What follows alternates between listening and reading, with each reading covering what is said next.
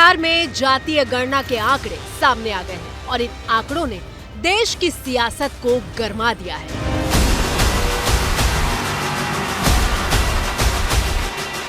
चुनावी राज्यों के ये आंकड़े किस तरह से असर डालने वाले हैं, इसकी बात करेंगे। पहले देखिए बिहार से क्या आंकड़े आए हैं। मोटे तौर पर समझें तो सबसे ज्यादा अति पिछड़ा वर्ग की आबादी है जो 36% है। पिछड़े वर्ग की आबादी 27% है। एससी आबादी 19.65%, एसटी की 1.68% और सामान्य वर्ग की आबादी 15.52% है। ये आंकड़े सभी धर्मों के लोगों को मिलाकर है। अगर इसमें से कुछ प्रमुख जातियों के आंकड़े की बात करें तो अकेले सबसे ज्यादा आबादी यादवों की है जो प्रदेश में 14.26% के साथ टॉप पर है। इस जाति के वोटरों पर लालू यादव की अच्छी पकड़ है। सीएम जिस कुर्मी जाति से आते हैं उसकी आबादी महज 2.87% है।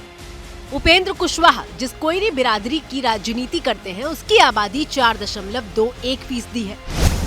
चिराग पासवान की जिस पासवान जाति के वोटरों पर पकड़ है उसकी आबादी 5.31% है। जीतन राम मांझी जिस मांझी वोटरों की राजनीति करते हैं उसकी आबादी 3.08% है। जातीय गणना के इन आंकड़ों में वैश्य समूह को अलग अलग जातियों में बांटा गया है।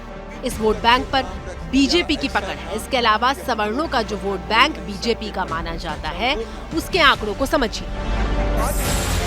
ब्राह्मण 3.65%, राजपूत 3.45%, भूमिहार 2.86%, कायस्थ 0.6%।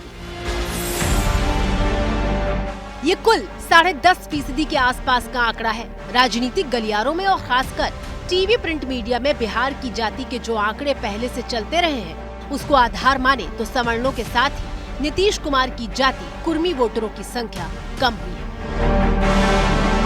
सरकार कह रही है कि अब इन आंकड़ों का इस्तेमाल विकास और योजनाओं को बनाने में किया जाएगा।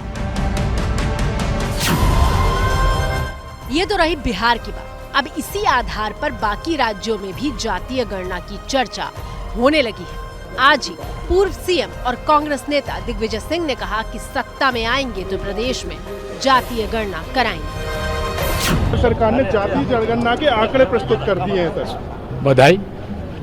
आपको क्या लगता है मध्य प्रदेश अन्य राज्यों में चुनाव भी है, कुछ राज्यों में कांग्रेस की सरकार भी, तो वहाँ पर भी क्या होने चाहिए आंकड़े से?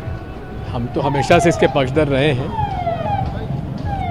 तो सरकार आई तो सर आप मध्य प्रदेश में भी कराएंगे क्या सर? निश्चित। इससे पहले राहुल गांधी भी देश में जातीय गणना कराने का वादा चुनावी सभाओं में करते रहे हैं। असल में ओबीसी वोट बैंक के दम पर पिछले 2 चुनावों से बीजेपी देश में राज कर रही है। कांग्रेस और बाकी विपक्षी पार्टियां इन्हीं ओबीसी वोटरों को साधने की रणनीति पर काम कर रही हैं। बिहार में जातीय गणना भी इसी का हिस्सा है।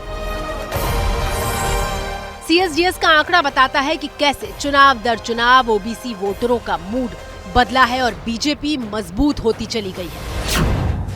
2009 के चुनाव में जहां 22% ओबीसी वोटरों ने बीजेपी को वोट किया था, वहीं 2014 में आंकड़ा 34 और 2019 में 44% पहुंच गया। कांग्रेस को ओबीसी वोट 2009 में 24% मिले थे, लेकिन 2014 और 2019 में 15% से संतोष करना पड़ा।